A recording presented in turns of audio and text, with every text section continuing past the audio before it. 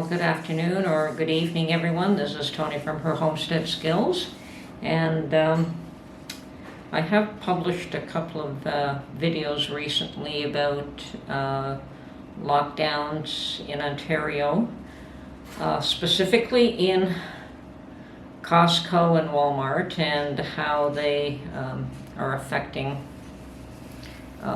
being able to shop.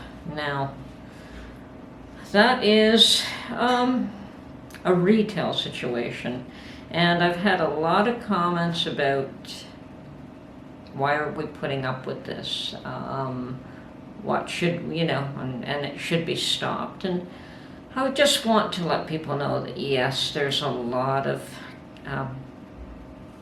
fighting back against these measures, against lockdowns. They're not healthy. But over the past weeks and months, and probably even over a year, there's been a lot of pushback against what's been going on. And I have attended a rally today, and I do not really want to get into the political end of it because there is politics involved for sure. But I'm more concerned about the human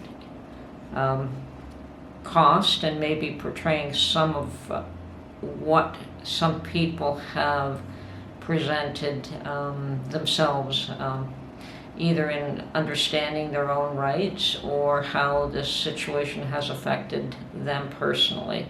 So, as I said, there was politics, there were politicians, there were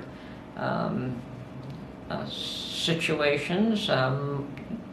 It was all peaceful. Nobody was hurt. In Canada, we try not to get violent. I'm not saying it doesn't happen, but in this kind of situation, no, this is intended to be peaceful protest, and let our voices be heard, and let the world know that we have rights, and we're standing up for our rights.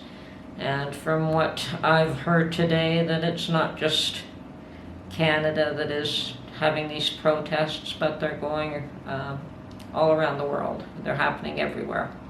I know that in Ontario, pretty much 10, 15, 20 small towns have them now on a weekly basis, every weekend.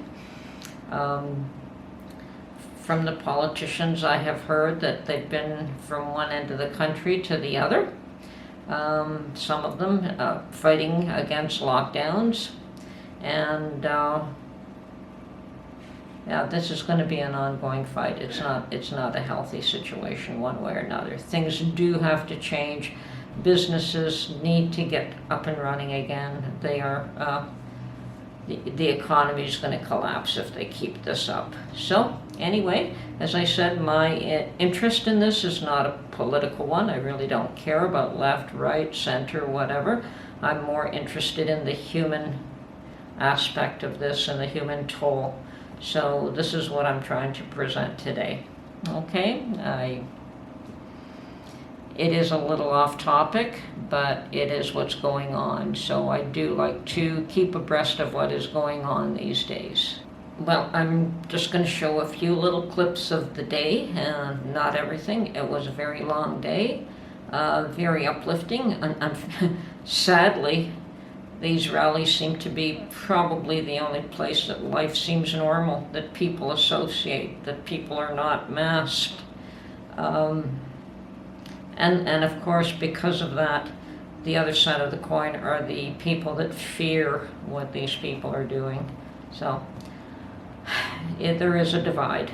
There is definitely a divide. Anyway,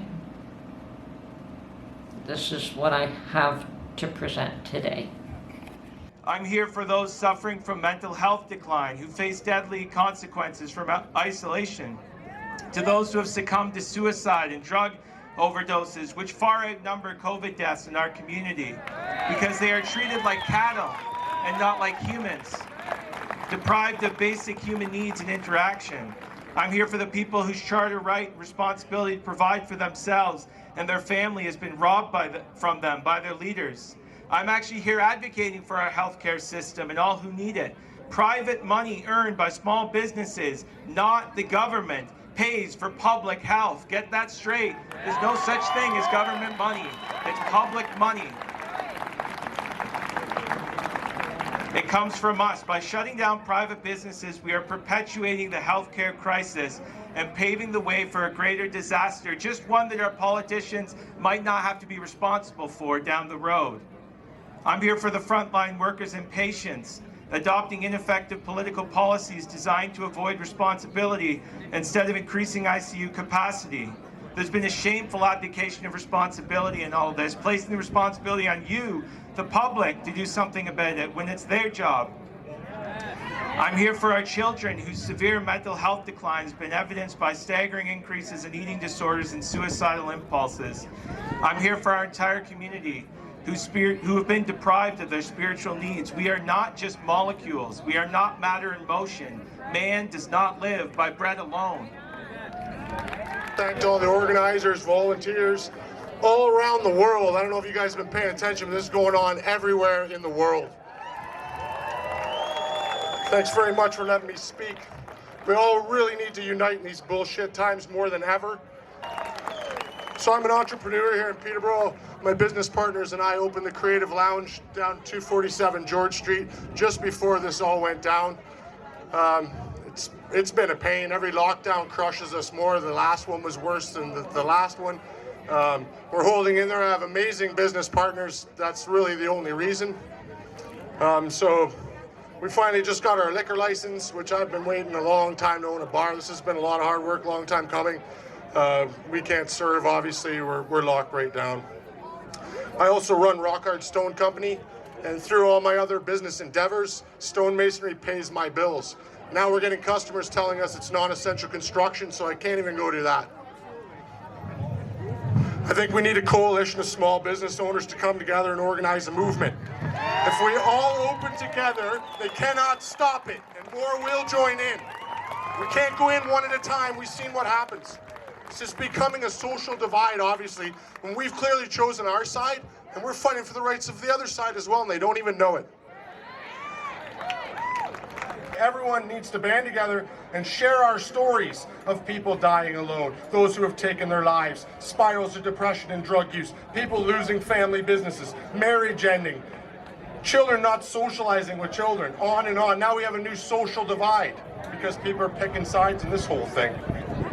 They've passed Bill 195, the Reopening Act. Now, like I've stated, Section 33 gives them temporary powers to mess with their fundamental law. Nothing else. So the Reopening Act is below fundamental freedoms. It's the pain. This is the pain that they are causing Canadian people, Indigenous people, children, old people.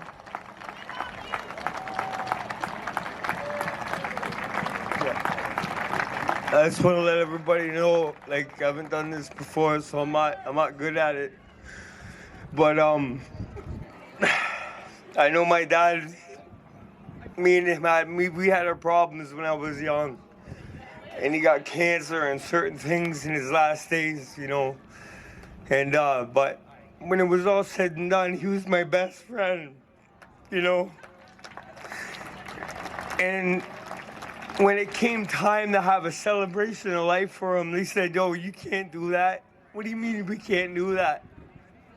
Oh, there's too many people. There's too many people. Well, I come from a family of 7, so, like, you know, there's going to be a lot of people, you know? And I just want you all to know straight up, if we stand together, united we stand, divided we fall, okay? And I love you.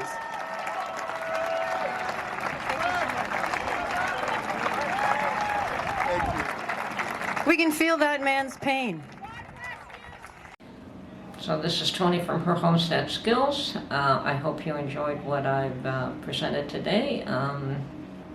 It is informative. It's what's going on here, and I'm sure that many of you have faced similar situations, and hopefully this stuff will be over very soon. Look forward to seeing you again at the next video. Thank you.